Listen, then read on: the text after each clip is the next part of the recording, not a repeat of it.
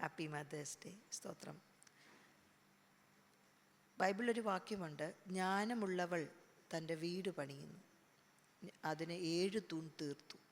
ജ്ഞാനമുള്ളവൾ തൻ്റെ വീട് പണിയുന്നു, അതിന് 7 തൂൺ തീർത്തു. എന്നാൽ ബൈബിളിൽ പറയുന്നില്ല എല്ലാ സ്ത്രീകളും തങ്ങളുടെ ഭവനം പണിയുമെന്ന്. തൊട്ടടുത്ത വാക്യത്തിൽ നമ്മൾ വായിക്കുന്നു, ഭോഷത്വമായവളോ അത് സ്വന്തം കൈയാൽ പൊളിച്ചു കളയുന്നു. ജ്ഞാനം എന്ന് ബൈബിളിൽ പറയുന്നത് എന്താണ് അർത്ഥം? പാട്ട് പാടുന്നതാണോ? പ്രസംഗിക്കുന്നതാണോ? പ്രാർത്ഥിക്കുന്നതാണോ? രോഗികൾക്ക് വേണ്ടി പ്രാർത്ഥിച്ച് സൗഖ്യം കൊടുക്കുന്നതാണോ? ഭൂതങ്ങളെ പുറത്താക്കുന്നതാണോ? അല്ല. ബൈബിളിൽ പറയുന്നത് അവൻ്റെ വചനം കേട്ട് അനുസരിക്കുന്നവരാണ് ജ്ഞാനമുള്ളവൾ. വചനം കേട്ട് അനുസരിക്കുന്നവരാണ് ജ്ഞാനമുള്ളവർ.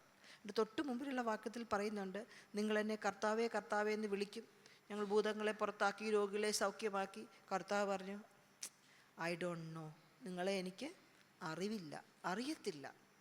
അപ്പോൾ ജ്ഞാനമുള്ളവളാകാൻ എല്ലാ സ്ത്രീകൾക്കും ഒരു അവസരമുണ്ട്. ജ്ഞാനമുള്ളവളാകാൻ എല്ലാ സ്ത്രീകൾക്കും ഒരു അവസരമുണ്ട്. എപ്പോഴാണ് നമ്മൾ ജ്ഞാനമുള്ളവളാകുന്നത്? കർത്താവിൻ്റെ വചനം കേട്ട് അനുസരിക്കുക. നമ്മുടെ യൂട്യൂബിലൂടെയൊക്കെ എന്തുമാത്രം ദൈവവചനമാണ് നമ്മൾ കേൾക്കുന്നതില്ലേ?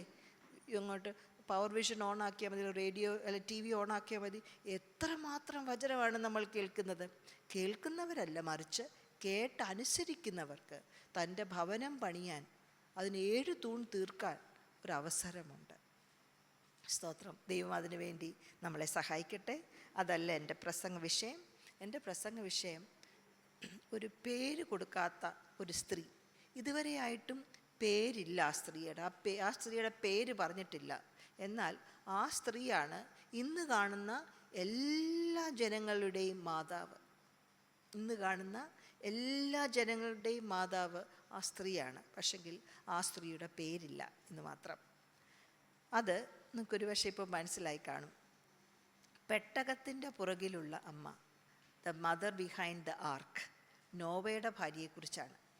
പെട്ടകത്തിൻ്റെ പിന്നിലെ അമ്മ, ദ മദർ ബിഹൈൻഡ് ദി ആർക്ക്. ഈ സ്ത്രീയുടെ പേര് പുതിയ നിയമത്തിലോ പഴയ നിയമത്തിലൊന്നുമില്ല. എന്നാൽ നോയെക്കുറിച്ച് നമ്മൾ ഉൽപ്പത്തി വായിക്കുന്നുണ്ട്, എസെക്കിയേലിൽ വായിക്കുന്നുണ്ട്, നീതിമാനാണെന്ന് എസെക്കിയേലിൽ പറയുന്നുണ്ട്, 2 പത്രോസിൽ വായിക്കുന്നുണ്ട്. അതുപോലെ യേശുവും പറയുന്നുണ്ട് നോഹ എന്ന്. പക്ഷേ നോഹയുടെ ഭാര്യയെക്കുറിച്ച് നോഹയുടെ ഭാര്യയുടെ പേര് ഈ ബൈബിളിലില്ല എന്നുള്ളതാണ് വാസ്തവം.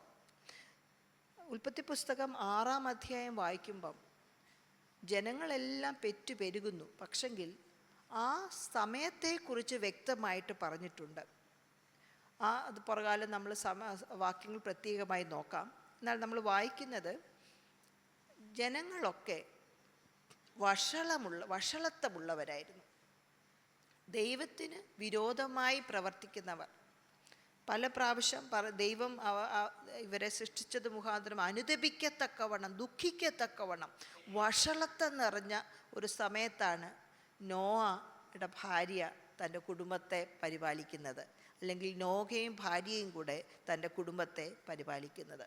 അങ്ങനെയുള്ള സമയത്ത് ജീവിക്കുന്ന ഏത് പുരുഷനും ഏത് സ്ത്രീക്കും ഏത് കുഞ്ഞുങ്ങൾക്കും മനസ്സിനും വികാരത്തിനുമൊക്കെ വളരെ പ്രയാസമുണ്ടാകാം, ഇല്ലേ?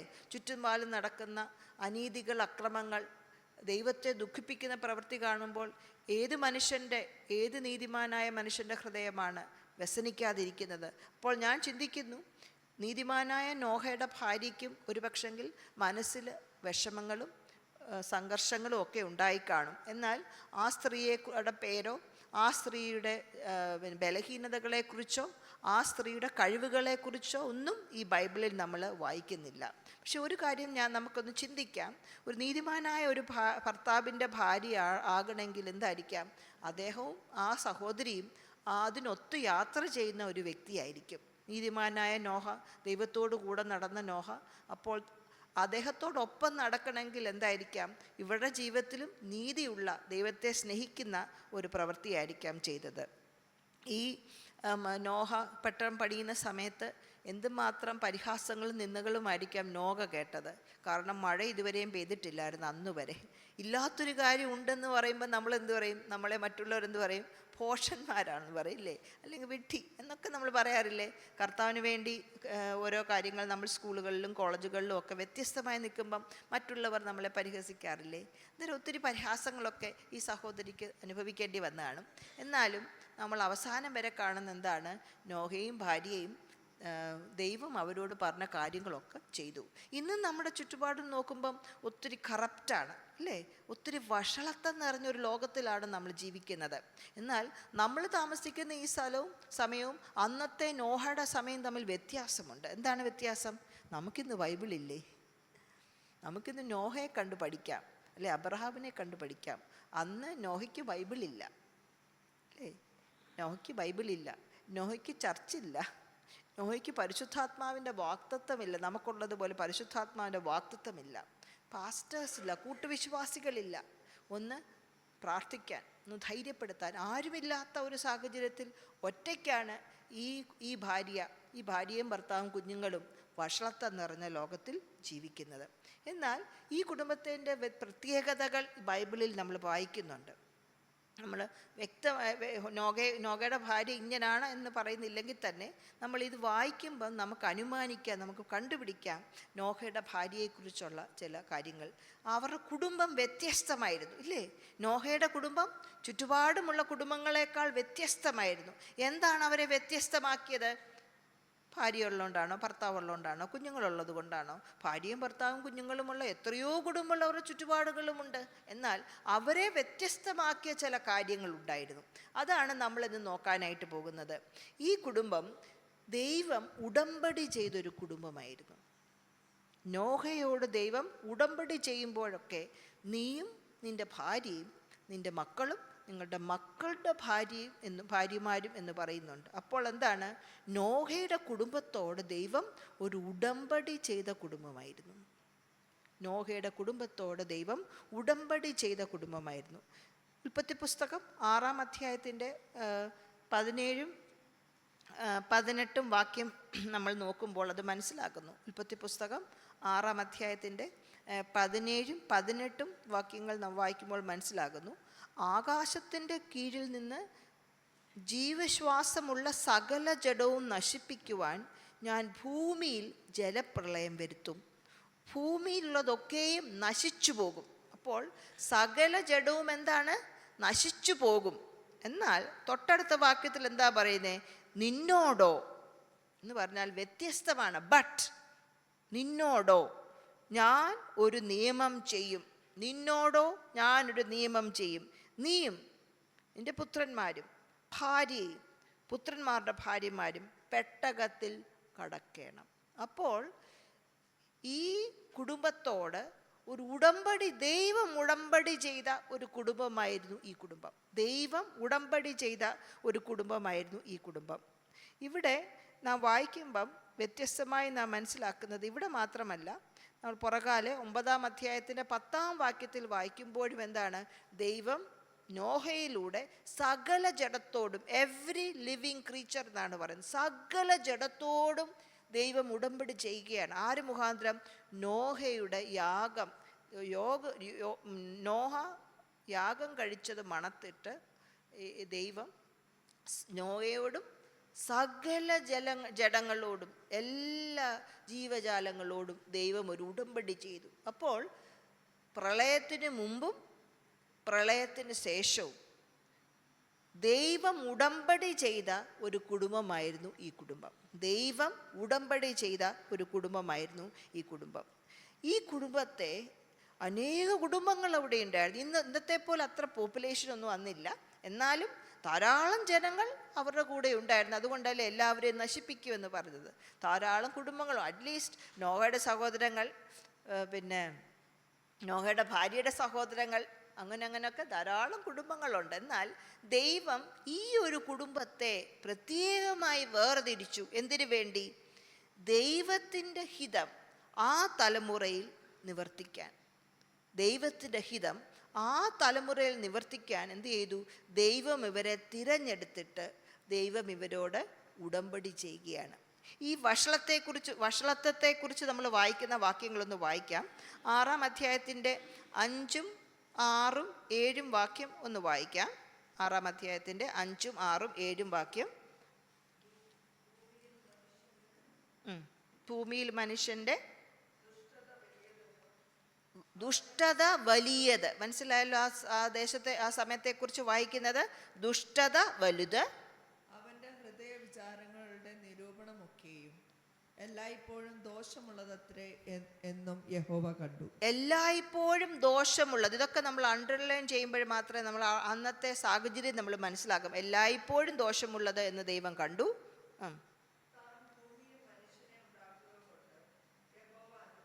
യഹോവ അനുതപിച്ചു. അനുതപിക്കത്തക്കവണ്ണം വഷളത്വമായിരുന്നു. അടുത്തത് ദുഃഖമായി. ഞാൻ സൃഷ്ടിച്ചിട്ടുള്ള മനുഷ്യനെ ഭൂമിയിൽ നിന്ന് നശിപ്പിച്ചു കളയും.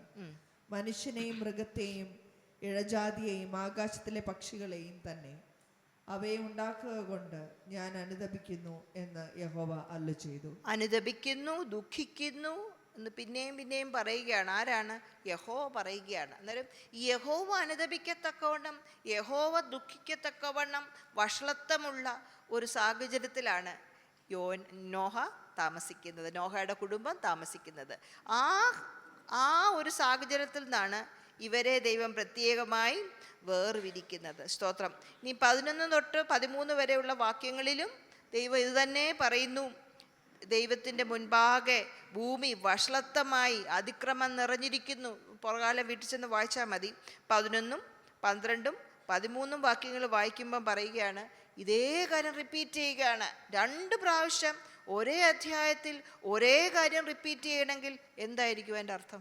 നമ്മുടെ വീട്ടിലൊക്കെ അമ്മമാർ ഒരു കാര്യം പലവട്ടം റിപ്പീറ്റ് ചെയ്യുമ്പോൾ എന്താണ് എൻ്റെ അർത്ഥം? കുഞ്ഞുങ്ങൾ പറഞ്ഞാട്ട് അത് ഭയങ്കര പ്രാധാന്യമുള്ള കാര്യമാണ്. കൊണ്ട് പടി ഇല്ലേ, ഉറങ്ങ്, കുളിക്ക് പല പ്രാവശ്യം പറയില്ലേ. കുഞ്ഞുങ്ങൾക്ക് ദേഷ്യമായിരിക്കാം, പക്ഷെങ്കിൽ ഒരേ അധ്യായത്തിൽ ഒരേ കാര്യം ദൈവാത്മാവ് അടുപ്പിച്ച് പറയണമെങ്കിൽ എൻ്റെ അർത്ഥം എന്താണ്? അതുപോലെ ഗൗരവമുള്ള ഒരു സാഹചര്യത്തിലാണ് നോയും തൻ്റെ ഭവനവും കുടുംബവും താമസിക്കുന്നത്. എന്നാൽ ദൈവം പറയുകയാണ്, നിന്നോടോ ഞാനൊരു നിയമം ചെയ്യും, നിന്നോടോ ഞാനൊരു നിയമം ചെയ്യും. അപ്പോൾ നോഹയുടെ കുടുംബം ദൈവത്താൽ പ്രത്യേകമായി നിയമം ചെയ്യാൻ പ്രത്യേകമായി തിരഞ്ഞെടുക്കപ്പെട്ട ഒരു കുടുംബമായിരുന്നു. അതുമാത്രമല്ല, ഈ നിയമം ചെയ്യുന്നതിനെക്കുറിച്ച് പറയുമ്പം ഉൽപ്പത്തി പുസ്തകം 6-ന്റെ 8 മുതൽ 10 വരെ ഉള്ള വാക്യത്തെക്കുറിച്ച് വായിക്കുമ്പം ഈ നിയമം ചെയ്ത കുടുംബത്തിൻ്റെ പ്രത്യേകതകളെക്കുറിച്ച് നമ്മൾ വായിക്കുന്നുണ്ട്. 8 മുതൽ 10 വരെ ഒന്ന് വായിച്ചാട്ടെ. എന്നാൽ നോഹയ്ക്ക് യഹോവയുടെ കൃപ ലഭിച്ചു. നോഹയുടെ വംശപാരമ്പര്യം എന്തെന്നാൽ നോഹ നീതിമാനും തൻ്റെ തലമുറയിൽ നിഷ്കളങ്കനുമായിരുന്നു. നോഹ ദൈവത്തോടു കൂടെ നടന്നു. ഷേം, ഹാം, യാഫേത്ത് എന്ന 3 പുത്രന്മാരെ നോഹ ജനിപ്പിച്ചു. ഇവിടെ നാം കാണുന്നത് ദൈവം അനുതപിക്കുന്നു, വഷളത്വം കൊണ്ട് അനുതപിക്കുന്നു എന്ന് പറഞ്ഞതിൻ്റെ ഇൻ ബിറ്റ്വീൻ ഇടയ്ക്കൊരു ഫില്ലറായിട്ട് പറയുകയാണ്, എന്നാൽ നോഹയ്ക്ക് യഹോവയുടെ കൃപ ലഭിച്ചു. അപ്പോൾ കൃപ ലഭിച്ച ഒരു കുടുംബത്തിലാണ് ഈ നോഹയുടെ ഭാര്യയും കുഞ്ഞുങ്ങളും താമസിക്കുന്നത്. എന്താണ് കൃപ ലഭിച്ചത്? ഞാൻ ഇന്ന് ചിന്തിക്കുമായിരുന്നു. കൃപ ലഭിച്ചുകൊണ്ടാണോ നീതിമാനായത്, അതോ നീതിമാനായോണ്ടാണോ കൃപ ലഭിച്ചത്? ഇവിടെ കാണുന്നത് കൃപ ലഭിച്ചു, നീതിമാനായിരുന്നു എന്ന് രണ്ടുമായിരിക്കും അല്ലേ? കൃപ ലഭിച്ചോടെ നീതിമാനാണ് കൃപ ലഭിച്ചു, കൃപമേൽ കൃപ പെരുകി, പിന്നെ നീതിമാനായി മുമ്പോട്ട് പോകുന്നു. അതായിരിക്കാം. എന്തായാലും ഇത് ഇവരുടെ അഡ്രസ്സ് ഇതാണ്. എന്താണ് അഡ്രസ്സ്? നോവ വംശപാരമ്പര്യത്തിൽ നോവ നീതിമാനും തൻ്റെ തലമുറയിൽ നിഷ്കളങ്കരുമായിരുന്നു. അത് മാത്രമല്ല, കൂടെ നടക്കാൻ ഒരാളൂടെ ഉണ്ടായിരുന്നു. ആരാണ് കൂടെ നടക്കാൻ കൊണ്ടുപോയത്? ദൈവത്തോട് കൂടെ നടന്നു. 3 പുത്രന്മാരുണ്ടായിരുന്നു. എന്നാൽ പിന്നെയും പറയുകയാണ് തൊട്ടടുത്ത വാക്യത്തിൽ, ഭൂമി അതിക്രമം കൊണ്ട് നിറഞ്ഞിരുന്നു എന്ന് പറഞ്ഞാൽ ഈ പ്രത്യേകമായി തൻ്റെ ശുശ്രൂഷയ്ക്ക് വേണ്ടി തിരഞ്ഞെടുക്കപ്പെട്ട ഈ കുടുംബം, നിയമം ചെയ്യപ്പെട്ട ഈ കുടുംബം വ്യത്യസ്തമായിരുന്നു. ചുറ്റുപാടുമുള്ള കുടുംബങ്ങളെക്കാൾ വ്യത്യസ്തമായിരുന്നു. അവരെ വ്യത്യസ്തമാക്കിയത് അവരുടെ പണമോ അവരുടെ വിദ്യാഭ്യാസമോ അവരുടെ ആഡംബര ജീവിതമോ അല്ലായിരുന്നു. മറ്റെന്തായിരുന്നു? നീതിമാൻ, നിഷ്കളങ്കൻ, ദൈവം കൂടെയുള്ളവൻ, കൃപ ലഭിച്ചവൻ. ഇതായിരുന്നു അവരുടെ അഡ്രസ്സ്, ഇതായിരുന്നു അവരെക്കുറിച്ച് മറ്റുള്ളവർ പറയുന്നത്. സ്തോത്രം. അത് മാത്രമല്ല, ഈ നിയമം എന്തായിരുന്നു നിയമം ചെയ്തത്? നീ ഒരു പെട്ടകം പണിയണം. ഇതുവരെയും കണ്ടിട്ടില്ലാത്ത ഒരു ബോട്ട്, ഇതേ വലിയൊരു ബോട്ട്, അതിനെക്കുറിച്ച് പുറകാലം ഞാൻ പറയാം. നീ ഒരു പെട്ടകം പണിയണം. ആ പെട്ടകം പണിയുന്നതിൻ്റെ വ്യത്യസ്തമായ കാര്യങ്ങളൊക്കെ പറഞ്ഞിട്ടുണ്ട്. അപ്പോൾ പെട്ടകം പണിയാൻ തിരഞ്ഞെടുക്കപ്പെട്ട ഒരു കുടുംബം, ദൈവകൃപ ലഭിച്ച ഒരു കുടുംബം, ആ തലമുറയിൽ, വഷളത്വം നിറഞ്ഞ തലമുറയിൽ യഹോവ നിയമം ചെയ്ത ഒരു കുടുംബം. അതായിരുന്നു ഈ കുടുംബത്തിൻ്റെ പ്രത്യേകത. അതുമാത്രമല്ല, ഈ കുടുംബത്തിൻ്റെ ഗ്രഹനാഥൻ നോഹയോടൊപ്പം തൻ്റെ മക്കളും ഭാര്യയും മക്കളുടെ ഭാര്യമാരെല്ലാം അനുസരണമുള്ള ഒരു കുടുംബമായിരുന്നു. അനുസരണമുള്ള ഒരു കുടുംബമായി നമുക്ക് നോക്കാം. 6:22 നോക്കാം. 6-ാം അധ്യായത്തിൻ്റെ 22-ാം വാക്യം. ദൈവം തന്നോട് കൽപ്പിച്ചതൊക്കെയും നോഹ ചെയ്തു, അങ്ങനെ തന്നെ അവൻ ചെയ്തു. ദൈവം തന്നോട് കൽപ്പിച്ചതൊക്കെയും നോഹ ചെയ്തു, അത് തന്നെ അവൻ ചെയ്തു. ഇനി 5-ാമത്തെ വാക്യം നോക്കാം. 7:5. യഹോവ തന്നോട് കൽപ്പിച്ച പ്രകാരമൊക്കെയും നോഹ ചെയ്തു. യഹോവ കൽപ്പിച്ച പ്രകാരമൊക്കെയും നോവ ചെയ്തു. അപ്പോൾ നോവയുടെ ഭാര്യയുടെ കുടുംബം അനുസരണമുള്ള, ദൈവത്തോട് അനുസരണമുള്ള ഒരു കുടുംബമായിരുന്നു. എന്താണ് പ്രത്യേകമായി പണിയാൻ അദ്ദേഹത്തോട് പറഞ്ഞത്? നീ ഗോഫർ മരം കൊണ്ട് ഒരു പെട്ടകം പണിയണം. ആ പെട്ടകത്തിൻ്റെ വിസ്തൃതിയെക്കുറിച്ചൊക്കെ 6-ാം അധ്യായത്തിൻ്റെ 14 മുതൽ 16 വരെയുള്ള വാക്യത്തിൽ പറയുന്നുണ്ട്. അതിൻ്റെ ഏത് മരമായിരിക്കണം, എത്ര ഉറകളുണ്ടായിരിക്കണം, വാതിലുണ്ടായിരിക്കണം, കിളിവാതിലുണ്ടായിരിക്കണം, വാതിൽ വശത്ത് വേണം, കിളിവാതിൽ മേളിൽ നിന്ന് താഴെ വേണം, പ്രത്യേകമായി പറയുന്നുണ്ട്. ഇത് പറയാൻ കാരണം എന്താണ്? അന്ന് വരെ കണ്ടിട്ടില്ലാത്ത ഒരു കാര്യമാണ് നോവ പണിയുന്നത്. 3 തട്ട് വേണം, ഇല്ലേ? ഇപ്പം നമ്മൾ വലിയ ഷിപ്പിനെയൊക്കെ നോക്കിയിട്ട് പറയും എന്ത് വലുതാണ്, ഇല്ലേ? ഞാൻ ഇതിൻ്റെ മെഷർമെൻറ്റ് നിന്ന് നോക്കിയപ്പം 300 ക്യൂബിക് ലോങ്, അല്ലെങ്കിൽ നമുക്ക് പറയാം 450 ഫീറ്റ് നീളം. ഇത് നമ്മുടെ 300 അടിയാണെന്നാണ് തോന്നുന്നത്. ഇതിനേക്കാളും വലുതാണ്. 450 ഫീറ്റ് നീളം, 75 അടി വീതി, 45 അടി ഉയരം. നിനക്കൊന്ന് മനസ്സിലാക്കാമല്ലോ അല്ലേ? എനിക്കൊന്ന് ഇത് 60 തോന്നുന്നില്ലേ? 40-60 എത്ര വലിയൊരു ബോട്ടാണില്ലേ? ഇത് പണിയാൻ ഇവർ പറയുന്നത്, ഞാൻ ഇപ്പം നോഹാസ് ആർക്കിൻ്റെ ഒരു റെപ്ലിക്ക അമേരിക്കയിൽ ഒരു സ്റ്റേറ്റിൽ ഉണ്ടാക്കി വെച്ചിട്ടുണ്ട്. അത് മോഡേൺ ടെക്നോളജി ഉപയോഗിച്ച് ധാരാളം ആൾക്കാരെ ഉപയോഗിച്ച് പണിതെടുക്കാൻ 2 വർഷം എടുത്തെന്നാണ് പറയുന്നത്. അന്ന് ക്രെയിനൊന്നും ഇല്ലല്ലോ, ഇല്ലേ? ക്രെയിനൊന്നും ഇല്ല, വുഡ് കട്ടിങ് മെഷീനും ഒന്നുമില്ല, ഇലക്ട്രിക് സോ ഒന്നും ഇല്ല അന്ന്. അപ്പോൾ ദൈവശാസ്ത്രജ്ഞന്മാർ പറയുന്നത് ഒരു പക്ഷേ 40 മുതൽ 70 വർഷം വരെ എടുത്തു കാണും. നോഹായ്ക്ക് തന്നെയാണല്ലോ ഈ പെട്ടകം പണിയുന്നത്. 40 മുതൽ 70 വർഷം വരെ എടുത്തു കാണും എന്നാണ് ഇത് പറയുന്നത്. ഒന്ന് ഓർത്ത് നോക്കി, 40 മുതൽ 70 വർഷം വരെ നമ്മളൊരു വീട് പണിയുവാണെങ്കിൽ മനുഷ്യർ നമ്മളെ എന്തോ പറയും, ഇല്ലേ? നമ്മൾ 70 വയസ്സ് വരെയൊക്കെ ജീവിക്കത്തുള്ളൂ. അന്നത്തെ കാലത്ത് അത് കൂടുതൽ ജീവിക്കുമായിരുന്നു. നിന്നേയും പരിഹാസവും ഒക്കെ ഒത്തിരിയും നോഹയുടെ ഭാര്യയും തൻ്റെ കുഞ്ഞുങ്ങളും അനുഭവിച്ച് കാണാം. ദീർഘനാൾ പണിതിട്ടും തീരുന്നില്ല. ദീർഘനാൾ പണിതിട്ടും അത്രയും നാളും കാണാത്ത ഒരു കാര്യം ഉണ്ടെന്നാണ് പറയുന്നത്. നീതി പ്രസംഗിയായ നോഹ എന്നാണ് അദ്ദേഹത്തെക്കുറിച്ച് പുതിയ നിയമത്തിൽ പറയുന്നത്. അപ്പോൾ ഞാൻ ചിന്തിക്കുന്നു, നോഹ പ്രസംഗിച്ചുകൊണ്ടും ഇരുന്നു. ചെറുപ്പത്തിലൊക്കെ നമ്മൾ പ്രായമുള്ള ദേവദാസന്മാർ പറയുന്നത് കേട്ടിട്ടുണ്ട്, വെള്ളപ്പൊക്കം വരുന്നുണ്ട്, എല്ലാവരും പെട്ടകത്തിൽ കയറിക്കോ എന്ന് പറയുന്നു. പക്ഷെങ്കിൽ നമുക്കറിയാം, നോഹയും തൻ്റെ ഭാര്യയും തൻ്റെ 3 മക്കളും അവരുടെ 3 ഭാര്യമാരും, എത്ര പേരായി എണ്ണി പറഞ്ഞേ കുഞ്ഞുങ്ങൾ? നോവ, ഡിയൊക്കെ പറഞ്ഞേ. നോവ, ഭാര്യ, 3 മക്കള്, പിന്നെ 3 ഭാര്യമാർ, മക്കളുടെ ഭാര്യമാർ, എത്ര പേരായി?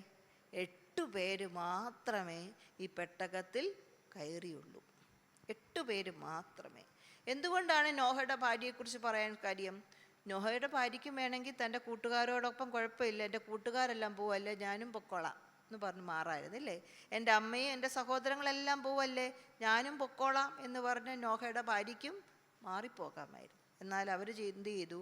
അനുസരണമുള്ളവരായി അവർ പെട്ടകമുണ്ടാക്കി എന്ന് മാത്രമല്ല, പെട്ടകത്തിൽ അവർ കയറി. പെട്ടകമുണ്ടാക്കി എന്ന് മാത്രമല്ല, പെട്ടകത്തിൽ കയറാൻ പറഞ്ഞപ്പോൾ കയറി, ഇറങ്ങാൻ പറഞ്ഞപ്പോൾ ഇറങ്ങി. അപ്പോൾ അനുസരണമുള്ള, ദൈവത്തോട് അനുസരണമുള്ള ഒരു കുടുംബമായിരുന്നു ഈ കുടുംബം. സ്തോത്രം. മാതാക്കൾക്ക് കുടുംബത്തെ ചേർത്ത് നിർത്താൻ കഴിയും. കുടുംബത്തിൻ്റെ ഒരു ഗ്ലൂ ആയിട്ട്. ഒരിക്കലും മാതാക്കൾ കുടുംബത്തിൻ്റെ തലയല്ല. ഗ്രഹനാഥൻ എന്ന് പറയുമ്പോൾ നമുക്കറിയാമല്ലോ, ഗ്രഹനാഥൻ. എന്നാൽ കുടുംബത്തെ ചേർത്ത് നിർത്താൻ ഒരു കഴിവ് ആർക്കുണ്ട്? അമ്മമാർക്കുണ്ട്. അതുമാത്രമല്ല, ദൈവത്തോട് ചേർത്ത് നിർത്താനും ഒരു കഴിവ് അമ്മമാർക്കുണ്ട്. കുഞ്ഞുങ്ങളെ, ഭർത്താവിനെ ഒക്കെ ദൈവത്തോട് ചേർത്ത് നിർത്താൻ ആ കഴിവ് അമ്മമാർക്കുണ്ട്. ഭർത്താക്കന്മാരായിട്ടുള്ള യെസ് ആണോ നോ ആണോ എന്നൊന്ന് പറയാമോ?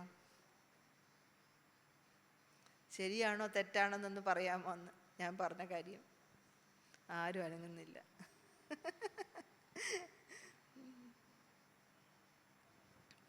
ദൈവത്തോട് അനുസരണമുള്ള നോഹയുടെ കുടുംബം, അതിൻ്റെ ഗ്രഹനാഥയായിരുന്നു നോഹയുടെ ഭാര്യ. ദൈവത്തോടൊപ്പം നടക്കുന്ന, ദൈവം പറയുന്നതൊക്കെ അനുസരിക്കുന്ന, പൊട്ടനെ പോലെ പോകുന്ന ഒരു ഭർത്താവിൻ്റെ കൂടെ പോകാൻ സമർപ്പിക്കപ്പെട്ട ഒരു സഹോദരിയായിരുന്നു നോഹയുടെ ഭാര്യ. കഴിഞ്ഞ ദിവസം ഞാനൊരു സഹോദരിയുടെ അനുഭവം കേട്ടു. ആ ഭർത്താവാണ് പറഞ്ഞത്, 21 വീടുകളിൽ അവർ വാടക വീടുകളിൽ താമസിച്ചു. 21 ഭവനങ്ങളിൽ താമസിച്ചു. കർത്താവിൻ്റെ വേലയോടനുബന്ധിച്ചായിരുന്നു. അവരൊരു ഭവനം പണിതു, ഒരു ചർച്ച് പണിതു. അതിൻ്റെ പ്രതിഷ്ഠാ സമയത്ത് ദൈവാത്മാവ് അവരോട് പറഞ്ഞു, നീ ഇവിടെ നിന്ന് പോകണം. അദ്ദേഹം പറഞ്ഞു, എൻ്റെ ഭാര്യയെ ഞാൻ ഏൽപ്പിച്ചേക്കാം. കർത്താവെ, എൻ്റെ ഭാര്യ പറയുവാണെങ്കിൽ ഞാൻ പൊക്കോളാം. അവൾ സമ്മതിക്കുവാണ്. മീറ്റിംഗ് കഴിഞ്ഞിട്ട് ആ ഭാര്യയോട് പറഞ്ഞു, ദൈവം ഇന്ന് എന്നോട് പറഞ്ഞു ഇവിടെ നിന്ന് പോകണം. ഞാൻ പറഞ്ഞു, അതിനെന്താ അച്ഛാ, ദൈവമല്ലേ പറഞ്ഞത്, നമുക്ക് പോകാം. പോയി താമസിച്ചത് അവർ പറഞ്ഞൊരു പട്ടിക്കാട്ടിലായിരുന്നു. അങ്ങോട്ട് റോഡൊന്നുമില്ല. ബൈക്ക് റോഡിൻ്റെ സൈഡിൽ വെച്ചിട്ട് കുറേ കിലോമീറ്റർ നടന്ന് അവർ താമസിച്ച വീട്ടിലോട്ട് പോകും. എന്നാൽ ഇന്ന് അത് വലിയൊരു പട്ടണമായി. ഹൈവേ ആക്സസ് ഉള്ള റോഡായി. അപ്പോൾ ദൈവം പറയുന്നത് അനുസരിക്കാൻ ഭർത്താവിനോട് ചേർന്ന് നിൽക്കുന്ന ഒരു ഭാര്യയായിരുന്നു. മക്കളെ അതിനുവേണ്ടി ദൈവത്തെ അനുസരിക്കാൻ ഒരുക്കിയെടുക്കുന്ന ഒരു സഹോദരിയായിരുന്നു നോഹയുടെ ഭാര്യ. അടുത്തതായിട്ട് നോഹയുടെ കുടുംബത്തെക്കുറിച്ച് നമ്മൾ ചിന്തിക്കുമ്പം, അനിശ്ചിതമായ സമയങ്ങളിൽ വിശ്വാസത്തിൽ ഉറച്ചു നിന്ന ഒരു കുടുംബമായിരുന്നു. അനിശ്ചിതമായ സമയം എന്ന് പറയുമ്പോൾ ഞാൻ മുമ്പേ പറഞ്ഞല്ലോ, 40 തൊട്ട് 70 വർഷം വരെ എടുത്തു ആ പെട്ടകം പണിയാൻ. അതിനുശേഷം 1 വർഷത്തിൽ കൂടുതൽ അവർ പെട്ടകത്തിലായിരുന്നു. ഞാൻ വായിച്ചത് കണക്ക് വേദശാസ്ത്രജ്ഞന്മാരൊക്കെ പറയുന്നത് 370 ദിവസം അവർ പെട്ടകത്തിലായിരുന്നു എന്നാണ് പറയുന്നത്. ആരുടെ കൂടാണ്? നമ്മൾ കോവിഡ് സമയത്ത് ഓർമ്മയുണ്ടോ? നമ്മൾ വീട്ടിനകത്ത് ഇറങ്ങാതെ വീട്ടിലിരുന്നപ്പോൾ എന്തോ ഒരു നല്ല സമയമായിരുന്നില്ലേ? എത്രയോ ഭവനങ്ങളിൽ പ്രശ്നം ഉണ്ടാകാനുള്ള അത് കോവിഡ് ഇടയാക്കി. കാരണം എപ്പോഴും കണ്ടുകൊണ്ടിരിക്കുമ്പോഴെന്താണ്, ഒരു പ്രശ്നങ്ങളിലേക്ക് നയിച്ചു. അത് നല്ല ഇത് മാത്രമാണോ? എല്ലാ ഇഴജന്തുക്കൾ, എല്ലാ പക്ഷികൾ, ക്ലീൻ ആൻഡ് അൺക്ലീൻ, ശുദ്ധിയില്ലതും ശുദ്ധിയില്ലാത്തതുമായ എല്ലാ മൃഗങ്ങളും 3 തട്ടിലായിട്ട് താമസിക്കുകയാണ്. ഏത് തട്ടിലാണ് നോഹ താമസിച്ചത് എനിക്കറിയില്ല. ആഹാരങ്ങളെല്ലാം എടുത്തുകൊണ്ടാണ്, ഇവർക്ക് ആഹാരം കൊടുക്കണം ഇല്ലേ? അതൊരു വല്ലാത്ത അനിശ്ചിതാവസ്ഥ സമയത്തും അവരെന്ത് ചെയ്തു? വിശ്വാസം കാത്തു. നമുക്കൊന്ന് നോക്കാം. എബ്രായ ലേഖനം 11-ാം അധ്യായത്തിൻ്റെ 7-ാം വാക്യത്തിൽ നോഹയുടെ വിശ്വാസത്തെക്കുറിച്ച് പറയുന്നതെന്ന് നോക്കാം. എബ്രായ ലേഖനം 11:7. എബ്രായ ലേഖനം 11:7.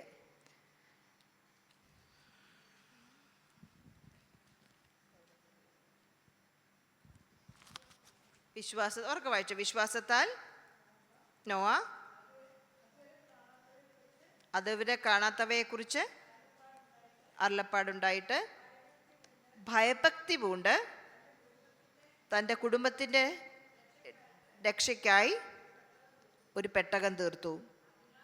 അതിനാൽ അവൻ ലോകത്തെ കുറ്റം വിധിച്ച് വിശ്വാസത്താലുള്ള നീതിക്ക് അവകാശിയായി തീർന്നു.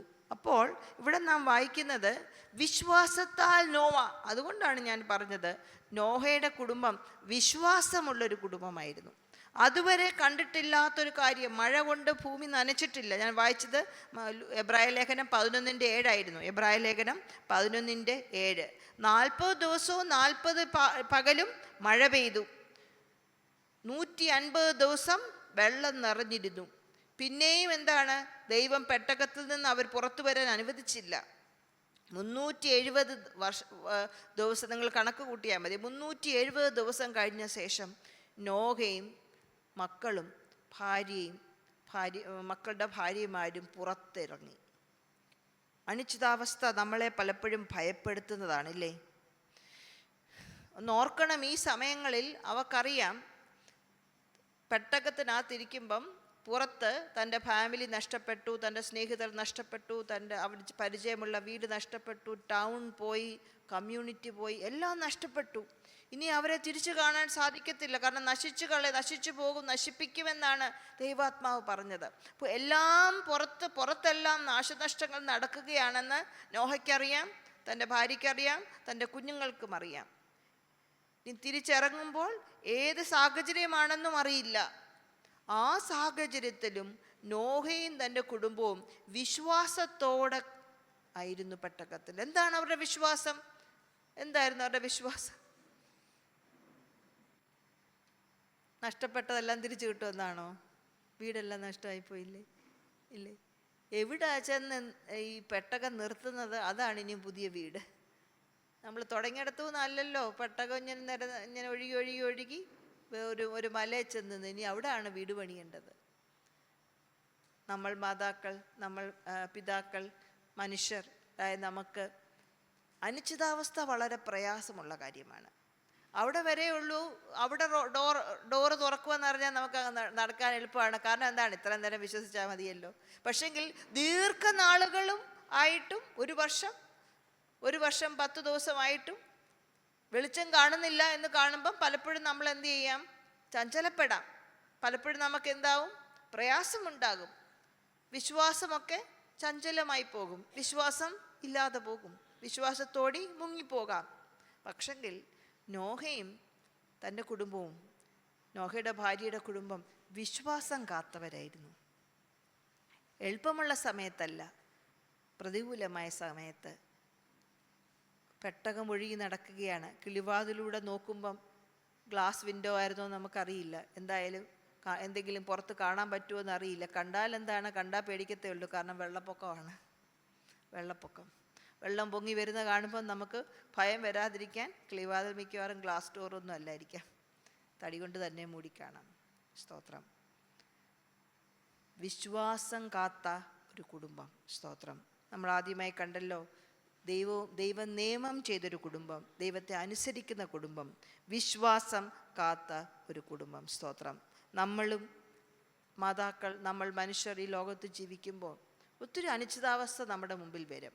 നാളെ എന്തായിരിക്കും എന്നുള്ള ചിന്ത വരും, അല്ലേ? എങ്ങനെയായിരിക്കും കാര്യങ്ങൾ മുമ്പോട്ട് പോകുന്നുള്ള ചിന്തകൾ, അത് ഒരുപക്ഷെ നമ്മളെ ഭയപ്പെടുത്താം. അപ്പോൾ നാം ചിന്തിക്കുക, ബൈബിളിൽ നമ്മൾ അനുഭവിക്കുന്നതിലും തീവ്രമായ പരിശോധനകൾ, വിശ്വാസത്തിൻ്റെ പരിശോധനകൾ അനുഭവിച്ച ഒത്തിരി കുടുംബങ്ങൾ, ഒത്തിരി സ്ത്രീകൾ, ഒത്തിരി കുഞ്ഞുങ്ങൾ ബൈബിളിലുമുണ്ട്. അവരെല്ലാം നമ്മളെ വിളിച്ചു പറയുകയാണ്, എന്താണ്? ഇല്ല, എൻ്റെ നീതിമാൻ വിശ്വാസത്താൽ ജീവിക്കും. എൻ്റെ നീതിമാൻ വിശ്വാസത്താൽ ജീവിക്കും. സംശയങ്ങൾ വരും, പക്ഷെ എന്താകരുത്? ഇടറിപ്പോകരുത്. ചോദ്യങ്ങൾ വരും. ദൈവത്തോട് നമ്മൾ ചോദിക്കാം, ദൈവമേ എന്താണ് ഇങ്ങനെയൊക്കെ ചോദിക്കാം.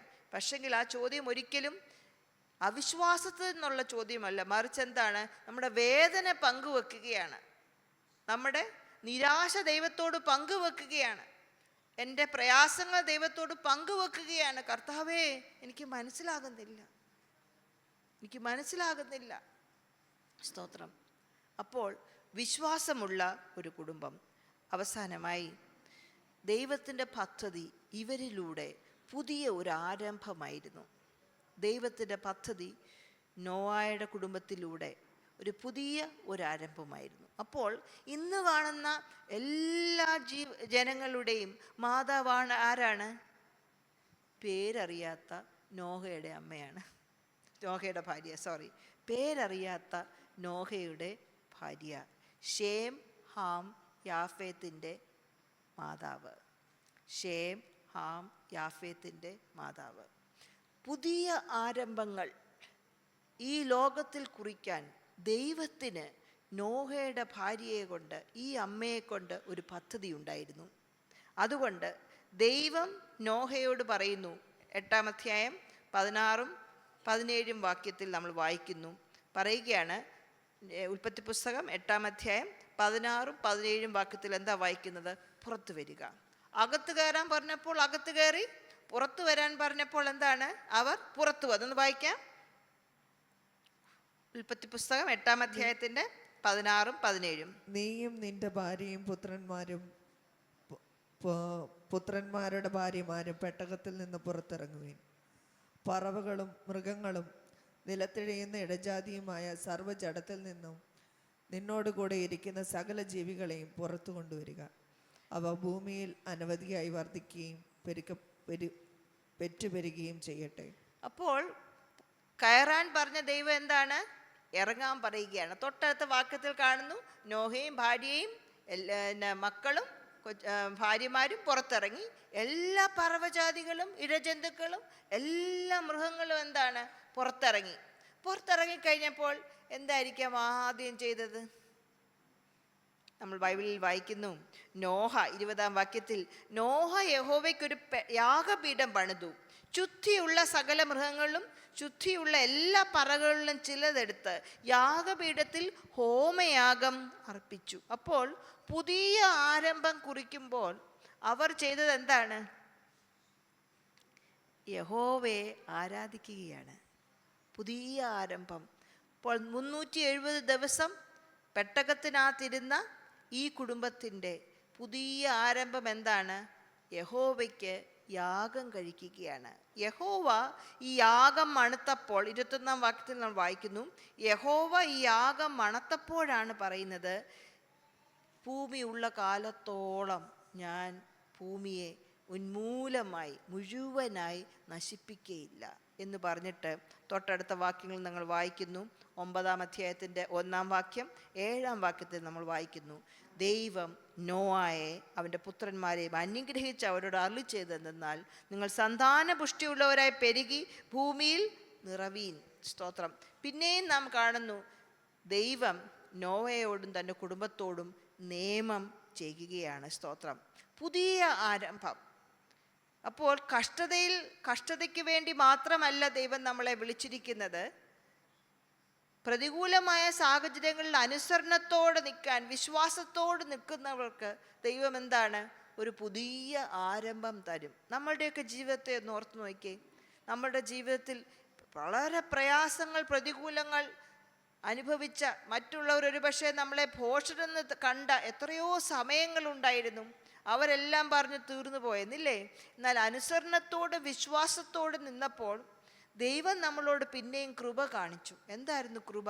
ഒരു പുതിയ ആരംഭം. നിന്നിലൂടെ ഞാനൊരു പുതിയ ആരംഭം കുറിക്കാനായിട്ട് ആഗ്രഹിക്കുന്നു. ആ ആരംഭത്തിൻ്റെ അനുഗ്രഹം നിനക്ക് മാത്രമല്ല, മറിച്ച് ലോകം മുഴുവനും. ഈ നിയമത്തിന് അടയാളമായാണ് മേഘത്തിൽ ദൈവം, ആകാശത്തിൽ ദൈവം എന്താക്കി? ഒരു മഴവില്ല് വെച്ചു. എന്ത് ബ്യൂട്ടിഫുൾ ആണില്ലേ? എന്ത് ബ്യൂട്ടിഫുള്ളായ മഴവിൽ. എല്ലാം നശിച്ച ലോകത്തിലോട്ടാണ് നോവ നോക്കുന്നത്. വൃക്ഷങ്ങളൊക്കെ പെതുക്കെ വളരാൻ തുടങ്ങി ഇല്ലേ? വൃക്ഷങ്ങളൊക്കെ പെതുക്കെ വളരാൻ തുടങ്ങി. വെള്ളവും ഭൂമിയും എല്ലാം മാറിക്കാണും. അതുകൊണ്ടായിരിക്കാം എന്തുകൊണ്ടാണ് മത്സ്യത്തെ പെട്ടകത്തിനകത്ത് വെക്കാത്തതെന്നൊരു ചോദ്യം ഒരു കുട്ടി ചോദിച്ചു. എന്തുകൊണ്ടാണ് മത്സ്യത്തെ പെട്ടകത്തിനകത്ത് വെക്കാത്തത്? കാരണം മത്സ്യം വെള്ളത്തിലല്ലേ വളരുന്നേ. മത്സ്യം വെള്ളത്തിനകത്ത് വളർന്നോളും. ബാക്കിയുള്ള എല്ലാ ഇഴജന്തുക്കളും പർവ്വജാതികളും എല്ലാം ഉള്ള അനുഗ്രഹം ദൈവം അരുളി ചെയ്യുന്നത് ആരോടാണ്? നോഹയോടാണ്. നോഹയോടാണ് അരുളി ചെയ്യുന്നത്. സകല ഭൂമിക്കും വേണ്ടിയുള്ള അനുഗ്രഹം നോഹയോടും തൻ്റെ കുടുംബത്തോടും. അത് കേൾക്കാൻ, അത് അനുഭവിക്കാൻ, അത് കാണാൻ ഉള്ള ഭാഗ്യം നോഹയുടെ ഭാര്യയ്ക്കുമുണ്ടായിരുന്നു. സ്തോത്രം. We are called to build again. അമ്മമാരായ നമ്മൾ പണിയപ്പെടാൻ, ദൈവം നമ്മളെ പണിയും. അതോടൊപ്പം തന്നെ പലരെയും പണിയാൻ, പലതും പണിയാൻ.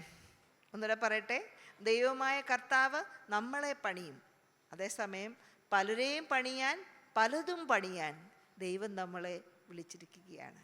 എളുപ്പമുള്ള ജോലിയല്ല. എന്നാൽ വിശ്വാസം, അനുസരണം ഉണ്ടെങ്കിൽ ദൈവം നമ്മളിലൂടെ പുതിയ ആരംഭം, അത് ചിലർക്കൊക്കെ ദൈവം നിങ്ങളോട് വ്യക്തമായി സംസാരിക്കുകയാണ്. പുതിയ ആരംഭം ദൈവം നിങ്ങളുടെ ജീവിതത്തിൽ നൽകിത്തരും. പുതിയ ആരംഭം. സ്തോത്രം. അതിന് അടയാളമായി ദൈവം കണ്ടതാണ് മഴവില്ല്. സ്തോത്രം. ഭാര്യയും ഭർത്താക്കന്മാരും കുഞ്ഞുങ്ങളുമായിട്ടുള്ള ചിലരൊക്കെ ഇവിടെയുണ്ടല്ലോ. നമ്മൾ ഒരുമിച്ചാണ് പണിയേണ്ടത്. കുഞ്ഞുങ്ങൾ മാതാപിതാക്കളെ കുറ്റം പറയുക, മാതാപിതാക്കൾ കുഞ്ഞുങ്ങളെ കുറ്റം പറയുക, അങ്ങനല്ല. മറിച്ച് എന്താണ്? നമ്മൾ ഒരുമിച്ച് പണിയാനാണ്. നോഹയും ഭാര്യയും പുത്രന്മാരും അവരുടെ ഭാര്യമാരും ഒരുമിച്ച് പണിയാനാണ്. നമ്മൾ ഒരു പക്ഷെങ്കിൽ എന്തെങ്കിലുമൊക്കെ അഭിപ്രായ വ്യത്യാസങ്ങൾ ഉണ്ടായിരിക്കാം. എന്നാൽ അതിനപ്പുറമായി നാം കാണുക, ദൈവം നമ്മളെ വിളിച്ചിരിക്കുന്നത് ഒരുമിച്ച് പണിയാനാണ്. സ്തോത്രം. ഭാര്യയും ഭർത്താവുമായിട്ടുള്ളവർ, നമ്മൾ ഒരിക്കലും ഭർത്താവാണോ മിടുക്കൻ, ഭാര്യയാണോ മിടുക്കി, അല്ലെങ്കിൽ അവരാണോ നല്ലത്, അവരാണോ വലുത്, ആരാണോ കൂടുതൽ ചെയ്തത്, ആരാണോ കുറച്ച് ചെയ്തത്, അതിന് കമ്പാരിസൺ ചെയ്യാൻ വേണ്ടിയല്ല. മറിച്ച് എന്താണ്? ഒരുമിച്ച് നിന്ന് പണിയാനാണ്. ഒരുമിച്ച് നിന്ന് പണിയാൻ. സ്തോത്രം. ഇന്ന് രാവിലെ ഞാനിതിനെക്കുറിച്ച് ചിന്തിച്ചുകൊണ്ടിരുന്ന സമയത്ത് ദൈവാത്മാവ് എന്നോട് പറഞ്ഞു, ഇതൊരു ദൈവീക വിളിയാണ്. എന്ത്? പണിയാൻ, പണിയപ്പെടാൻ. ഇതൊരു ദൈവീക വിളിയാണ്. ഇന്ന് രാവിലത്തെ ആദ്യത്തെ പാട്ട് നമ്മൾ ഓർമ്മയുണ്ടല്ലോ, യേശു വിളിക്കുന്നു. അത് കേട്ടപ്പോൾ എനിക്ക് മനസ്സിലായി, ദൈവത്തിൻ്റെ ഒരു ആലോചനയാണിത്. ദൈവം വിളിക്കുന്നു. ഈ വിളിയിൽ എന്താണ്? ദൈവത്തിൻ്റെ പദ്ധതിയിലോട്ടുള്ള ഒരു ഇൻവിറ്റേഷൻ, ഒരു ക്ഷണം. നമ്മൾ ധന്യയുടെയും ജസിൻ്റെയും കല്യാണത്തിന് നമ്മളെ വിളിച്ചവരൊക്കെ എന്ത് ചെയ്തു? പോയി. ചിലർക്ക് വരാൻ പറ്റിയില്ല, പല സാഹചര്യങ്ങൾ കൊണ്ട്. ദൈവം വിളിക്കുകയാണ്, ഒരു ക്ഷണം തരികയാണ്. എന്താണ് ക്ഷണം? വരിക, എന്നോടൊപ്പം നടക്കാൻ, നിന്നോട് നിയമം ചെയ്യാൻ, നിങ്ങളിൽ ഒരു പുതിയ പ്രവൃത്തി ആരംഭിക്കാൻ ദൈവം വിളിക്കുകയാണ്. അത് മാത്രമല്ല, ദൈവം നമ്മളെ വെല്ലുവിളിക്കുകയാണ്. നോഹയുടെ ഭാര്യയുടെ ജീവിതത്തിലൂടെ നമ്മളൊന്നും അനുഭവിച്ചിട്ടില്ലാത്ത വളരെ പ്രതികൂലമായ സാഹചര്യങ്ങൾ. അവൾ തിരിച്ചു പെട്ടകത്തിൽ നിന്ന് ഇറങ്ങി വന്നപ്പോൾ ഭർത്താവുണ്ട്, കുഞ്ഞുങ്ങളുണ്ട്, കുഞ്ഞുങ്ങളുടെ മക്കളുണ്ട്, കുഞ്ഞുങ്ങളുടെ ഭാര്യമാരുണ്ട്, മഴവില്ലുണ്ട്. ദൈവത്തിൻ്റെ ശബ്ദം കേൾപ്പിച്ചു. എന്നാൽ തിരിഞ്ഞു നോക്കിയപ്പോൾ അമ്മയില്ല, സഹോദരിയില്ല, സഹോദരനില്ല, കൂട്ടുകാരില്ല, അന്ന് വരെ സമ്പാദിച്ചതൊന്നുമില്ല, എല്ലാം നഷ്ടമായി. ദൈവം നമ്മളെ വെല്ലുവിളിക്കുകയാണ്. എന്നാലും ദൈവശബ്ദം കേൾക്കാൻ, കർത്താവിനെ അനുസരിക്കാൻ, അനിശ്ചിതാവസ്ഥയാണെങ്കിലും കർത്താവെ അങ്ങയുടെ പുറകെ വരാൻ ഞാൻ റെഡിയാണ്. ഈ തലമുറയിൽ, വഷളത്തം നിറഞ്ഞ തലമുറയിൽ ഞാൻ റെഡിയാണ് കർത്താവെ. സ്തോത്രം. അതുമാത്രമല്ല, ദൈവത്തിനൊരു നിർദ്ദേശവും ദൈവത്തിനൊരു കൽപ്പനയും കൂടെയാണ്. വിളി എന്ന് പറയുന്നതും കൽപ്പനയെന്ന് പറയുന്നതും രണ്ടും രണ്ടാണ്. എന്നാൽ ദൈവം ഒരിക്കലും ആരുടെ മേലും തൻ്റെ നിർദ്ദേശങ്ങൾ അടിച്ചേൽപ്പിക്കാറില്ല. മറിച്ച് ദൈവം പറയുന്നു, മനസ്സുണ്ടോ? സൗഖ്യമാകാൻ നിനക്ക് മനസ്സുണ്ടോ ചോദിക്കുന്നുണ്ടല്ലേ. സൗഖ്യമാകാൻ നിനക്ക് മനസ്സുണ്ടോ? നമ്മൾ എന്തൊരു ചോദ്യമാണ് ഇതില്ലേ. ചിലപ്പം അങ്ങനെ രോഗിയായി കിടക്കുന്നതിൽ അവനൊരു ക്രെഡിറ്റായി കാണാം. ചിലപ്പോൾ അതിനകത്തുനിന്ന് കിട്ടുന്ന ധർമ്മങ്ങൾ കൊണ്ടൊക്കെ ജീവിക്കാൻ സന്തോഷമായി കാണാം. അതുകൊണ്ടാണ് ചോദിക്കുന്നത്, നിനക്ക് മനസ്സുണ്ടോ? സ്തോത്രം. ദൈവം ആരുടെ മേലും തൻ്റെ നിർദ്ദേശം അടിച്ചേൽപ്പിക്കുകയില്ല. മറിച്ച് ദൈവം വിളിക്കുകയാണ്, come follow me, come follow me. സ്തോത്രം. നമ്മളെ തന്നെ ദൈവകരങ്ങളിൽ സമർപ്പിക്കാം. എനിക്കറിയാം ഒത്തിരി അമ്മമാർ ഫേമസ് ആകാൻ വേണ്ടി അവർക്ക് റീൽസും ഇൻസ്റ്റഗ്രാമും ഫേസ്ബുക്ക് പേജും അങ്ങനെ ഒത്തിരി സംഭവങ്ങളൊക്കെ ഉണ്ട്. നമുക്കറിയാം.